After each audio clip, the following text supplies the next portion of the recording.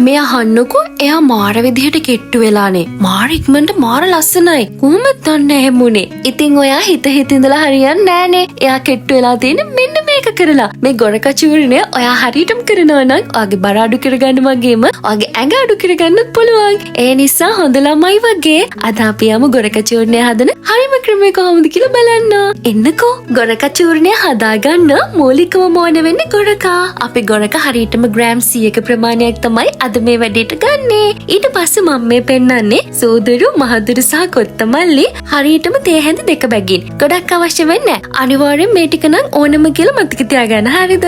අපිට තව ඕන වෙනවා ඉඟුරු කෑල්ලක්, සුදුලුණු බික් 3ක් විතර, කරපිංච කොළ 10ක් 15ක් ඕන. මේ හැමදේම එකතු කරගෙන අපි දැන් යමු හදන්න. තේ හැඳි 2 බැගින් ගත්ත සූදුරු, මහදුරු සහ කොත්තමල්ලි ටික හොඳට ග්‍රයින්ඩ් කරගන්න ඕනේ මෙන්න මේ වගේ. පවුඩර් එකක් වගේ හොඳට කුඩු කරගන්න. ඒක මතක තියාගන්න. ඊට පස්සේ ඔයාට තියෙන්නේ සුදුලුණු, එඟුරු සහ කරපිංච ටික හොඳට කලාගන්න මෙන්න මේ විදිහට. මෙතනදී විශේෂයෙන් මතක් කරන්න ඕනේ බර අඩු වෙන්න, ඇඟ හැඩ කරනවා වගේම ඔයාව සෞඛ්‍යමත් කරන්නත් මේ එකතු කරන දේවල් වලින් පුළුවන්. කොලෙස්ටරෝල් එහෙම තියෙනවා නම් අඩු කරගන්න පුළුවන්. දියවැඩියාව පාලනය කරගන්න පුළුවන්. අක්මාව තැම්පත් වෙලා තියෙන මේද ඉවත් කරගන්න පුළුවන්. මේ වගේ ගොඩාක් වාසි රසකුත් ඔයාට ලබා ගන්න පුළුවන්. දැන් ඔයාට තියෙන්නේ ගොඩක ග්‍රෑම් 100 හොඳට හොදගන්න. හොදලා ඉවරලා තමයි අපි මේක තම්බ ගන්න ඕනේ. විශේෂයෙන් මතක් කරන්න ඕනේ තව දෙයක් තියෙනවා. මේ ගොරක තම්බන්න ඕනේ අපි මැටි වළඳක නැත්තම් මැටි ඇතිලියක.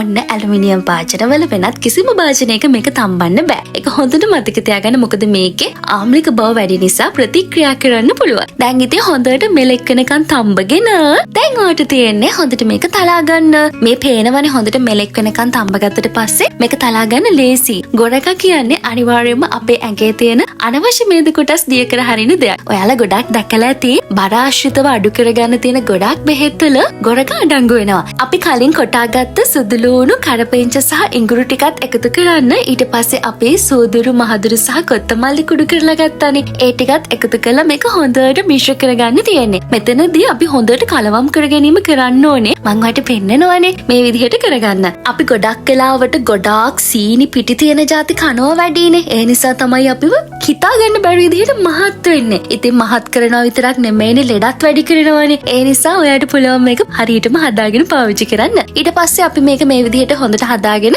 අතිනුත් හොඳට කලවම් කරගන්න වැඩි දුරටත් ගොඩක් හොඳ නිසා. ඊට පස්සේ මෙන්න මේ වගේ පොඩි ගුලි හදාගන්න ඕනේ. ඔයාලට මම පෙන්නනවානේ මම ඒකයි මේ සයිස් එක පෙන්නන්න තමයි මේ පෙන්නුවේ. ඊට පස්සේ ගුලි හදාගන්න ඕනේ දවස් 30ට ගුලි 60ක් ඕනේ. මොකද අපි මේක මාසයකට තමයි මේ හදන්නේ. මාසයකට මේ ප්‍රමාණය ඇති. මාස 3ක් අපි එක දිගට බොන්නත් ඕනේ. ඒක මතක තියාගන්න. ගුලි හදන්න කම්මැලි නම් කම්මැලියෝනේ ඉන්නේ ඉතින්. කම්මැලි නම් මෙන්න මේ වගේ භාජනයකට දාලා ඔයාලට පුළුවන් මේක ෆ්‍රිජ් එකේ දාලා පාවිච්චි කරන්නත් කිසි ප්‍රශ්නයක් නැහැ. හැබැයි ප්‍රමාණය වැඩි කරන්න එපා. මේ ගුලියේ ප්‍රමාණයට අරගෙන පොඩි කොටසක් අරගෙන ඉවරලා ඔයාලට පුළුවන් මම කියන විදිහට දැන් මේක හරියටම පානය කරන්න ඕනේ. ඔයා මේක හරියටම භාවිතා කරන්න ඕනේ කොහොමද දන්නවද? චූර්ණයෙන් අපි දැන් ගුලියක් හැදුවා නම් එහෙමයි. නැත්තම් ඔයා ගුලි හැදුවේ නැත්තම් මේකෙන් පොඩි ප්‍රමාණයක් අරන් මෙන්න මේ ප්‍රමාණය ගුලි ලෙස ඔයා ගුලි කරලා උදේ හිස් බඩට එක ගුලියක් අරගෙන උණු වතුරත් එක්ක පානය කරන්න ඕනේ. අනිත් එක රාත්‍රී ආහාරයට කලින් ඒ වගේම ගුලියක් අරගෙන ඒක පානය කරන්න ඕනේ. උණු වතුර තමයි හැමතිස්සෙම පාවිච්චි කරන්න. එක මතක තියාගන්න.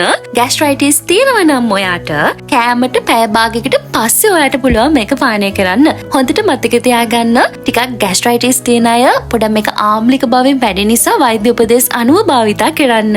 හරිද? එතකොට ඔයාට හොඳ ප්‍රතිඵල ලබා ගන්න පුළුවන්. මේක ඔයා ෆ්‍රිජ් එකේ දාලා තමයි තියන්න ඕනේ. ඔයාට මේක මේ අපි එක සැරේ මාසෙකට හදාගත්ත නිසා ගුලි 60ක ප්‍රමාණයක් ඇති. මාසෙන් මාසෙට අලුතෙන් හදාගන්න. හරිම ලේසි, හරිම පහසුවෙන් ඔයාට මේක කරගන්න පුළුවන්. බලන් ඉද්දි ඔයාගේ ශරීරයේ ලොකු වෙනසක් ඔයාට බලා ගන්නත් පුළුවන් වෙයි. අනවශ්‍ය මේ දේ දිය කරලා ඔයාව නිරෝගී කරන නිසා ලස්සන වෙන්නත් පුළුවන්. ඉතින් ඔන්න මේක කළ බලමු ප්‍රතිඵල කියන්න. මම ඔයාලා හැමෝටම ගොඩක් ආදරේ. පරිස්සමෙන් ඉන්න.